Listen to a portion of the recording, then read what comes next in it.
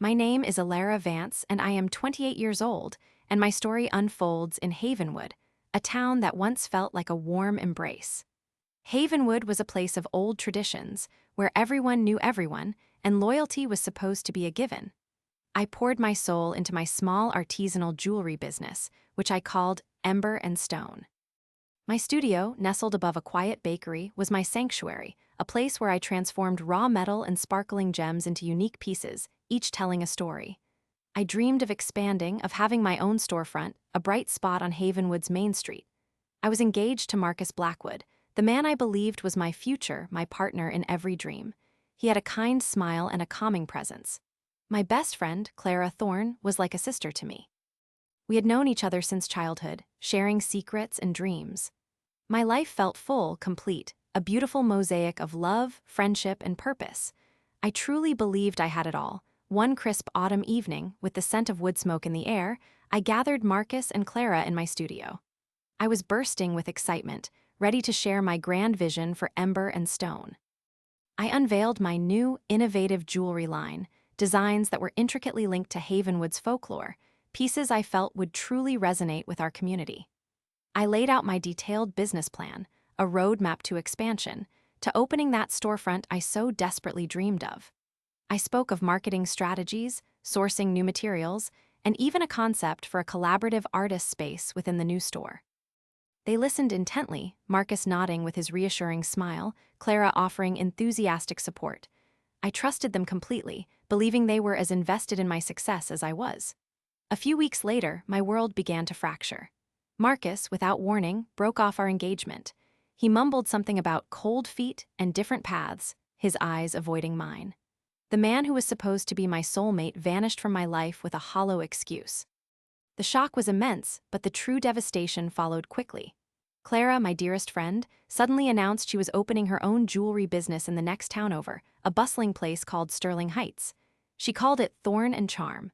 My heart sank when I saw her new store's designs, her marketing materials. They were sickeningly familiar.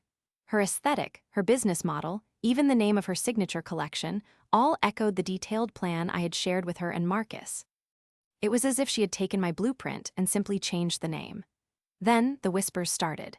People saw Marcus and Clara together, openly, intimately. They were a couple, laughing, holding hands, building a life together, a life that should have been mine. My carefully built world crumbled around me. Thorn and Charm soared, stealing my market, eclipsing Ember and Stone with the very ideas I had conceived. My savings, painstakingly built, were depleted as I tried to keep my struggling business afloat. I became the subject of town gossip, a cautionary tale of a woman scorned and ruined. I lost my fiancé, my best friend, my business, my dreams, and my reputation. I found myself isolated, drowning in a grief that quickly curdled into a cold, consuming rage. The problem was not just financial ruin. It was the complete annihilation of my trust, my identity, everything I thought I was. I hungered for justice, for a balance to be restored, no matter the cost. I tried to confront Clara and Marcus, cornering them outside their new, gleaming store in Sterling Heights. Their faces, once so familiar, were now masks of feigned innocence. They denied everything, their words smooth and practiced, painting me as a bitter, unstable ex-fiancé, a jealous, failing artist. They twisted the narrative, turning the town even further against me. Havenwood, once my haven, became a place of whispers and averted gazes. Legal avenues proved futile. My ideas had been shared verbally, a trusting conversation among friends. Clara had made just enough subtle changes to her designs and branding to make direct theft almost impossible to prove in court. The law, it seemed, could not help me. I became a shadow, haunting the edges of their new lives. I watched them, saw their lives flourish with stolen success while mine lay in ruins. Their storefront grew, their local fame swelled, and their smiles, once genuine, were now wide, triumphant, and utterly sickening. I attempted to revive Ember and Stone, forcing myself back into my studio, but my heart was not in it. Each piece I tried to create felt hollow, tainted by the betrayal. The market was saturated by Clara's imitation, and the magic had simply gone. I spiraled into a deep depression, isolating myself completely, pushing away the few remaining friends who tried to reach out. But beneath the grief, something else was brewing, a dark seed of an idea. I started small, subtle. I used my knowledge of their habits, their routines, their small superstitions. I knew Clara had an almost pathological fear of being alone in the dark, and Marcus, despite his outward bravado, was terrified of public humiliation. I started by leaving small, almost imperceptible reminders. A single, tarnished bead from one of my original ember and stone pieces slipped into Clara's mailbox. The faint, sweet scent of lavender, a perfume I used to wear, mysteriously wafting through their new store when no one else was around. At first, they dismissed these things, thinking they were imagining them, blaming the wind or their busy schedules. I watched from afar, unseen, as their smiles began to waver, replaced by fleeting looks of confusion, then unease. The occurrences became more frequent, more pointed. An anonymous, unsettling message left on their new store's answering machine, a static-filled recording of what sounded like muffled cries. Strange noises in their apartment above the store at night, creaking floors, faint whispers, noises that sent a chill down their spines, making them blame each other, their once solid relationship beginning to fray at the edges. I spread whispers indirectly, through acquaintances of acquaintances, painting them as having a tumultuous relationship, plagued by unspoken secrets. I created small, almost imperceptible accidents at their store. A display shelf that would subtly tilt, sending a cascade of their gaudy, imitation jewelry crashing to the floor during a busy sale, causing minor chaos and embarrassment. A mistake in their online ordering system that resulted in several high-profile customers receiving the wrong items, leading to public complaints and a dent in their 5-star reviews. These were not direct attacks, but carefully orchestrated inconveniences, designed to sow discord, doubt, and fear.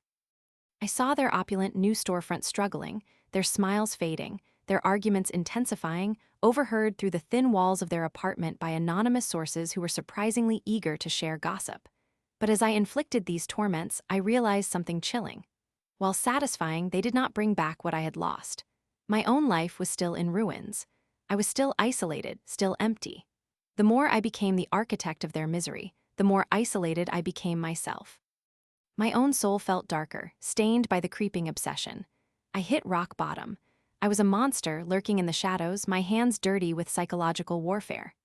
I almost regretted my path, the person I was becoming, but then the memory of their triumphant faces, their stolen success, their cruel laughter would surge back, fueling the fire. I was a hollow shell, filled only with the bitter taste of revenge, and yet I was still so empty. This was my lowest point, the realization that even in victory, I might be utterly lost. The petty torments, the whispers, the small sabotages, they were not enough. They scratched an itch, but they did not soothe the burning wound in my soul. I needed a grand gesture, something that would mirror the utter devastation they had wrought upon me, a psychological horror that would brand itself onto their very beings. I planned their downfall meticulously for the 1-year anniversary celebration of Thorn and Charm's grand opening. It was to be a lavish affair, with many of Havenwood's prominent citizens and Sterling Heights' new money invited. This was their moment of triumph, and I would ensure it became their moment of reckoning. I revisited my artisanal skills, but for a darker purpose. I crafted a series of gifts, not for them to enjoy, but for them to discover during the party. I took pieces of their own stolen designs, inexpensive imitations of my original work, and twisted them. I fashioned grotesque, distorted figures from wire and clay, adorning them with fragmented pieces of their jewelry, each one broken or tarnished. I knew Marcus had an old, dusty projector he used for slideshows of his amateur photography. I located it. I created a silent, looping video. It wasn't explicit, not a direct accusation. Instead, it showed fleeting, blurred images, an empty engagement ring box, a shattered mirror reflecting a weeping face, a single, glowing ember fading to ash. Interspersed were quick flashes of their own thriving store, juxtaposed against a crumbling, abandoned building that resembled my old studio. It was subtle, designed to prick at their subconscious, to let their own guilt fill in the terrifying blanks. I arranged for a delivery of exotic, sickly sweet funeral lilies to be placed in their store's main display, anonymously, of course.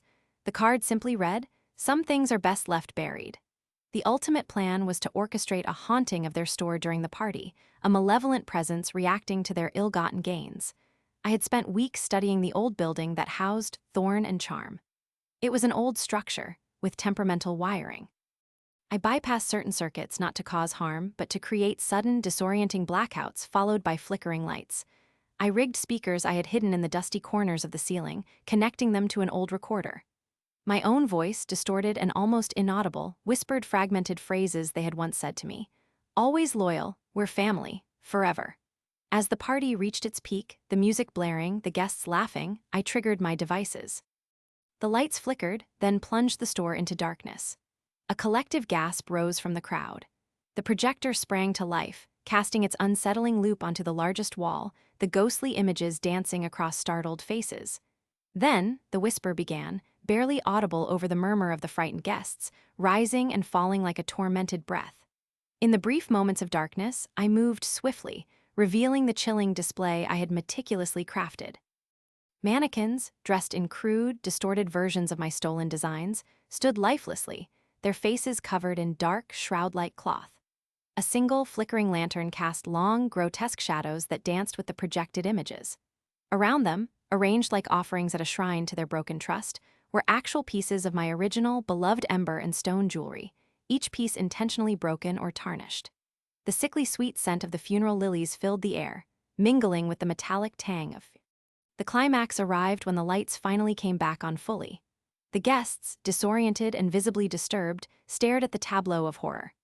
Clara and Marcus, their faces drained of color, recognized the symbols, the whisper of my voice, the broken remnants of my work. Their carefully constructed facade of success and happiness crumbled completely. The anniversary celebration, meant to be their crowning glory, became a public nightmare. Whispers, now laced with genuine fear and suspicion, spread like wildfire through the crowd. I saw their investors pulling out, their partners making hasty excuses to leave. Their relationship, already strained by the psychological games I had played, imploded right there, under the horrified gaze of their guests. They were left with nothing but their fear and each other, isolated and utterly haunted by their deeds. I watched from the hidden alcove, a dark satisfaction curling in my gut, yet an unexpected emptiness echoed within me. I had succeeded. I had taken everything from them. But the cost to my own soul was chillingly evident. I did not get my old life back. Havenwood, though I had lived there my entire life, felt tainted, changed. I could not revive ember and stone there. The magic was gone, and the town now held too many ghosts. I decided to leave Havenwood, to start anew in a different city, perhaps even with a new name. I carried the scars of my journey, both the searing pain of betrayal and the chilling satisfaction of my revenge. I was no longer the naive, trusting girl who had poured her heart into beautiful things. I was sharper, darker, forever marked by what I had done, by the shadows I had embraced. As I drove away from Havenwood, leaving the shattered lives of Clara and Marcus in my rearview mirror, I glanced at my reflection. For a fleeting moment, I saw it. A flicker. A shadow. A brief, almost imperceptible reflection in the window beside me, a ghostly silhouette of a figure wearing one of my original, intact ember and stone necklaces, the kind I used to make before everything broke. It was as if the darkness I had welcomed, the malevolent satisfaction I had felt, had subtly attached itself to me. A constant, silent companion, a chilling reminder that some shadows, once invited in, never truly leave, ensuring that the horror for Alara Vance, the one who sought revenge, was not truly over, but had only just begun a new, terrifying chapter within her.